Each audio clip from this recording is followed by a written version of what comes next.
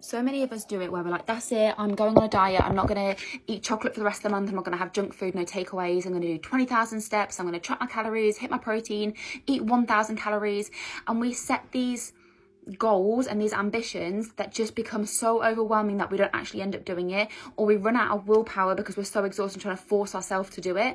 But also what we could be experiencing is withdrawal, because what it actually could be is an addiction to the junk food because of the dopamine hit that we're getting. So similar to how we like turn to Netflix or scrolling on TikTok, it can be the same thing with junk food, because it's not actually the chocolate that, you know, was making me gain weight. It was the amount that I was eating, because I was turning to food as a way to try and calm my nervous system, rather than using more positive ways to try and calm myself down when I was struggling emotionally, or when I was feeling anxious or in fight or flight or whatever the thing is. My thing has always been to turn to, especially, sweet food. So it could be that it's more of like a dopamine addiction. So it doesn't matter how hard you try or how much willpower you try and push through, you're going to burn out and then just repeat the old patterns that you've always had.